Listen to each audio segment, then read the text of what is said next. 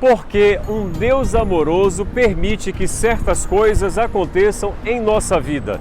Eu estou curioso para ver o seu comentário. Que bênção estar aqui com você mais uma vez para estudar a Palavra de Deus. O tema do nosso guia de estudos da Palavra de Deus hoje, domingo, é Sentença contra as Nações. Que Deus nos dê graça e sabedoria para estudarmos a sua palavra e compreendermos aquilo que Ele deseja nos ensinar no dia de hoje. Vem comigo!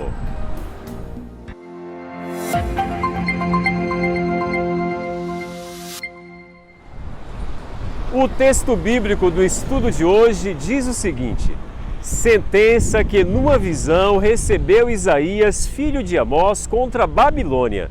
Isaías capítulo 13, verso 1. Deus faz uma severa advertência contra a poderosa Babilônia. Ele pronuncia uma sentença de juízo que é bastante implacável. Do capítulo 13 de Isaías até o capítulo 23, temos uma coleção de 11 visões, todas elas dirigidas contra as nações pagãs.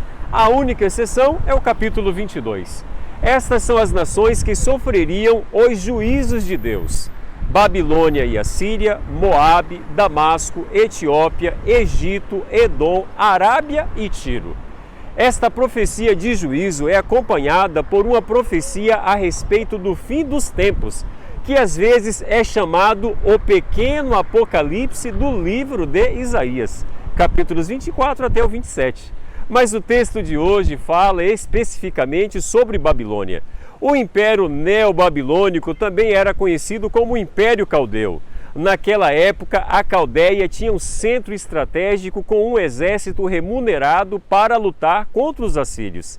Em 612 a.C., estes caldeus foram os responsáveis pela destruição final de Nínive, capital da Síria.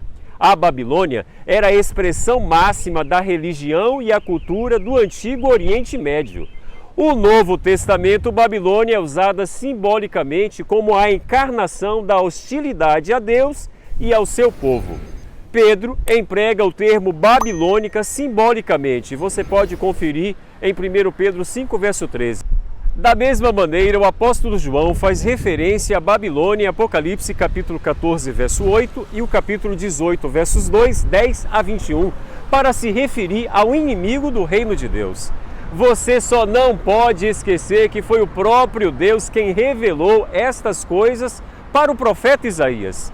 Brincar com a palavra de Deus tem consequências terríveis e eternas. Precisamos ter em mente que Deus é soberano. Não há nada nem ninguém capaz de impedir o seu agir ou impedir a sua vontade. Nem mesmo nações, governos, personalidades poderosas são capazes de fugir do seu controle.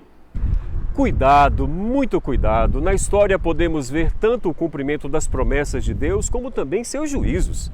O pecado muitas vezes é punido pelo próprio pecado com suas trágicas consequências. A hora do juízo eterno está quase chegando e todos os pecadores terão que enfrentar a ira de Deus. Por isso precisamos nos arrepender de todo o pecado, de toda a iniquidade, de todo o mal e de todo o orgulho que existe dentro do nosso ser.